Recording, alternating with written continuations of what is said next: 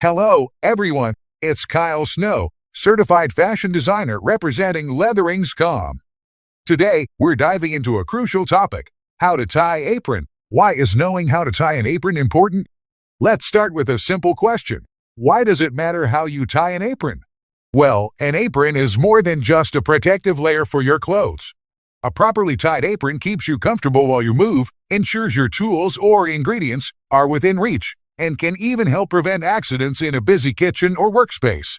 A poorly tied apron, on the other hand, can lead to loose strings getting in the way, discomfort around your neck or waist, and even safety hazards if the fabric or straps catch on something. So, getting it right is not just about looking sharp, but also about functionality and safety. Step-by-step guide: how to tie an apron correctly. Let's break down the steps for tying an apron, focusing on different styles and situations. Traditional apron with neck strap and waist ties. This is the most common type of apron you'll see in kitchens, cafes, and home cooking setups. It has a neck strap that loops over your head and waist ties that secure the apron to your body. Here's how to tie it properly. Step 1. Adjust the neck strap. Start by putting the apron on and adjusting the neck strap so that the apron covers your chest comfortably. The top edge should rest somewhere between your collarbone and the middle of your chest. This depends on personal preference and what feels most comfortable to you. Step 2. Center the apron. Make sure the apron is centered on your body. This is important for both comfort and appearance. If the apron sits off-center, it can pull at your neck or waist, making it uncomfortable to wear over time. Step 3. Cross the waist ties behind you. Reach behind your back and grab the two waist ties. Bring them toward the front of your body. You can either tie them in the front for quick access or, if the ties are long enough, cross them behind your back first before tying them at the front. Step 4. Tie a secure bow. Once the ties are in front of you, tie a bow. Make sure it's snug but not too tight. The goal is to keep the apron secure without restricting your movement or breathing. A loose bow might come undone easily, but if it's too tight, you'll feel discomfort after wearing it for a while. This simple technique works for most kitchen aprons and is perfect for quick wear-and-go situations.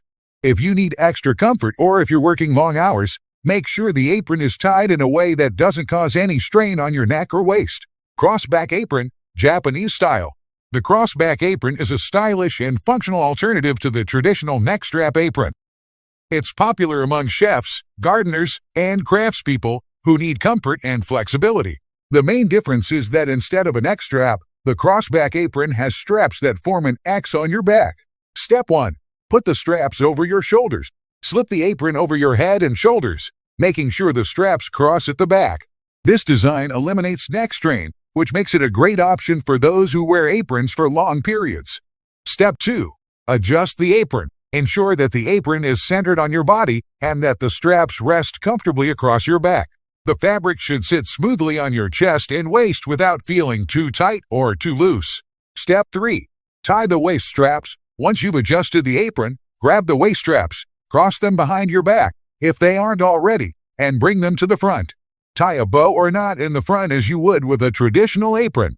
Because of its design, the crossback apron distributes the weight more evenly across your shoulders and back, making it a great option if you're wearing an apron for long stretches of time. Plus, it has a modern, sleek look. Bib apron with adjustable straps. Another common apron style, especially in professional settings, is the bib apron with adjustable straps. This type of apron is great because you can customize the fit to suit your body type. Step 1. Adjust the neck strap. If the neck strap is adjustable, take the time to get the length right before you tie the apron. Make sure the top of the apron covers your chest well and feels comfortable around your neck. Step 2. Tie at the waist. Just like with the traditional apron, grab the waist straps and cross them behind you. Bring them to the front and tie a bow or knot. If the straps are long enough, you can double tie them to make sure they stay secure. The adjustable neck strap makes this apron a favorite for those who need a customized fit. This type of apron is common in commercial kitchens, coffee shops, and other professional environments. Advanced apron tying tips. Now that we've covered the basics, let's talk about some advanced tips to make your apron experience even better. Double knot for extra security. If you're working in a busy kitchen or doing messy work, you might want to make sure your apron stays put. One easy way to do this is by tying a double knot instead of a single bow. This prevents the ties from loosening as you move around and bend over. Tying at the back. If you don't want the ties hanging in front of you, especially when working with food or paint, you can tie the apron at the back. This keeps the front clean and gives you a bit more freedom of movement.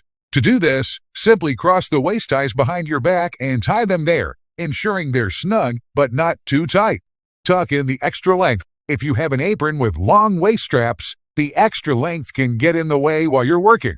To avoid this, tuck the ends of the bow or knot into the waist ties after you tie the apron. This creates a cleaner, neater look and ensures nothing gets snagged.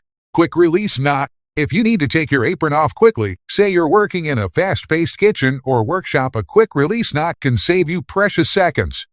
Instead of a full bow, tie a loop knot, similar to how you tie a shoelace, but leave one end loose so you can pull it to untie the apron easily. Choosing the right apron for your needs. While knowing how to tie an apron is essential, it's just as important to choose the right type of apron for your specific needs.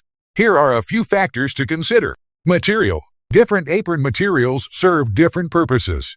Cotton aprons are lightweight and breathable, making them ideal for the kitchen.